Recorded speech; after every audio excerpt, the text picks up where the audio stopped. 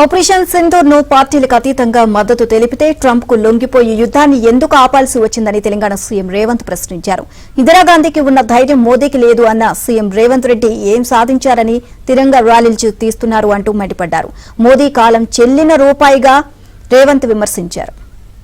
4 రోజులు యుద్ధం తర్వాత మరి ఏమి జరిగిందో, ఎవరు బెదిరించిందో, ఎవరు లొంగ తీసుకున్నారో, ఎవరికి ఎవరు లొంగిపోయిందో మనకు తెలియదు. కానీ అర్ధాంతరంగా అమెరికా ప్రెసిడెంట్ ట్రంప్ బయటకు వచ్చి నేను యుద్ధాన్ని ఆపేసిన, భారత్ను బెదిరించిన అని ట్రంప్ ప్రకటించే పరిస్థితి వచ్చింది అని అంటే, ఈ దేశ ప్రధానమంత్రి యుద్ధం చేయాలనుకున్నప్పుడు, పాకిస్తాన్ మన మీద దాడి చేసినప్పుడు పార్లమెంటులో అఖిల పక్షాన్ని పిలిచి చర్చించాడు.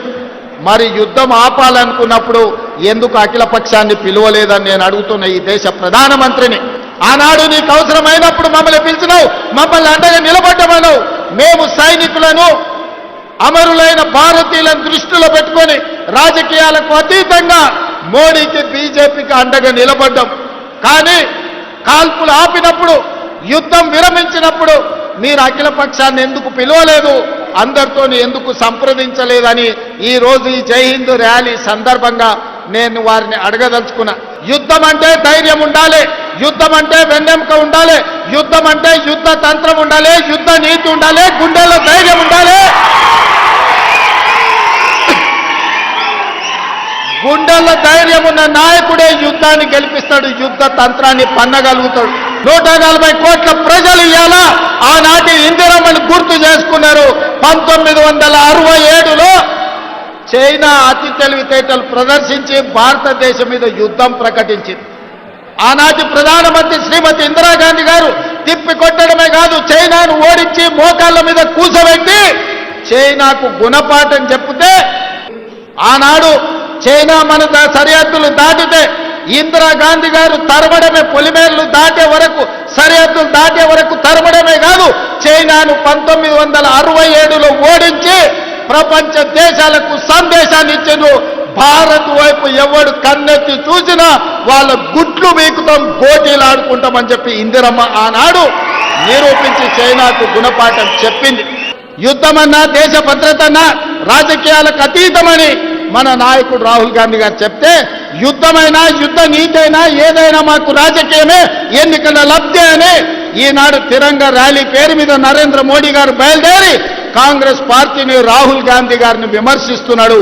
ఇది ఎక్కడి నీతి అని నేను బీజేపీ నాయకులను అడుగుతున్నా. ఇక మోడీ కాలం చెల్లిన రూపాయి, మోడీ రద్దయిపోయిన 1000 రూపాయల నోటు లాంటోడు. ఈ రోజు రాహుల్ గాంధీ గారి నాయకత్వం ఈ దేశానికి అవసరం ఉన్నది. రాహుల్ గాంధీ లాంటి నాయకుడు ఈ దేశానికి ప్రధానమంత్రి ఉంటే ఇందిరాగాంధీని ఆదర్శంగా తీసుకొని అపరకాలి ఆదర్శ మార్గంలో నడిచి పాకిస్తాన్ 2 ముక్కలు చేసి పాకిస్తాన్ ఆక్యుపైడ్ కాశ్మీర్ని హిందుస్థాన్లో చేర్పించుండేవాడు రాహుల్ గాంధీ లాంటి వాడు ఈ దేశానికి ప్రధానమంత్రి కావాలి. ఇవాళ బీజేపీ వాళ్ళకు ఏం చూసి తిరంగా ర్యాలీ చేస్తున్నారే? ఎవరి కోసం తిరంగా ర్యాలీ చేస్తున్నారు? యుద్ధంలో చచ్చిపోయిన సైనికుల గురించి ఒక్కసారి ఆలోచన చేసిండ్రా? పహల్గాంలో చచ్చిపోయిన భారతీయులైన అమాయకుల గురించి ఆలోచన చేసిండ్రా? యుద్ధం సందర్భంగా పాకిస్తాన్ పేల్చిన లాంచర్లతో కశ్మీర్లో చనిపోయిన సైనిక పౌరుల గురించి ఆలోచన చేసిండ్రా? ఇవాళ దేనికోసం బీజేపీలు తిరంగా ర్యాలీ తీస్తున్నారని నేను అడుగుతున్నా. ఇది నీ సొంత వ్యవహారం కాదు, నీ పార్టీ వ్యవహారం కాదు, ఇది ఎన్నికల విధానం కాదు, ఇది దేశ భద్రతకు సంబంధించిన విధానం. దేశ భద్రత విజయంలో యుద్ధం చేయాల్సిన సమయంలో యుద్ధం విరమించడం ద్వారా 140 కోట్ల భారతీయుల యొక్క ఆత్మ గౌరవాన్ని ట్రంప్ దగ్గర తాకట్టు పెట్టొచ్చి ఇవాళ గొప్పల కోసం ఉపన్యాసాలు బీజేపీ వాళ్ళు ఇస్తున్నారు తప్ప ఈ దేశ భద్రత పట్ల వాళ్ళకు పట్టింపు లేదు. బెలూచిస్తాన్ విడగొట్టి ఇంకో దేశంగా ఏర్పాటు చేయమని చెప్పినాం. బెలూచిస్తాన్ విడదీసే శక్తి నీకు లేదు, పీఓకే తెచ్చే శక్తి నీకు లేదు. కానీ ఇవాళ కాంగ్రెస్ పార్టీని మీరు విమర్శించడం ద్వారా ఏమి చెప్పదలుచుకున్నారని బీజేపీ నాయకులను నేను అడగదలుచుకున్నా. అందుకే మిత్రులారా, ఈరోజు దేశంలోనే పెద్ద కంటోన్మెంట్ మన పార్లమెంటు నియోజకవర్గంలో ఉంది. సికింద్రాబాద్ కంటోన్మెంట్ అంటే ఈ దేశ భద్రతకు గుండెకాయ. ఈరోజు ఇక్కడున్న సైనికులే ఈ యుద్ధంలో పాల్గొని ఈ తెలంగాణలో ముఖ్యంగా ఇక్కడ తయారు చేసిన యుద్ధ విమానాలే ఈరోజు యుద్ధంలో దేశం యొక్క గౌరవాన్ని నిలబెట్టినాయి. మోడీ గారు తెచ్చిన రాఫెల్ యుద్ధ విమానాలు మన పాకిస్తాన్ కూల్చింది. ఎన్ని కూల్చిందో రాఫెల్ గురించి చెప్పమంటే ఈరోజు చర్చ లేదు. ఈరోజు మన దేశం కాదని ఇతర దేశాల నుంచి రాఫెల్ యుద్ధ విమానాలను కొనుగోలు చేసిన మోడీ గారు మీరు జవాబు చెప్పండి.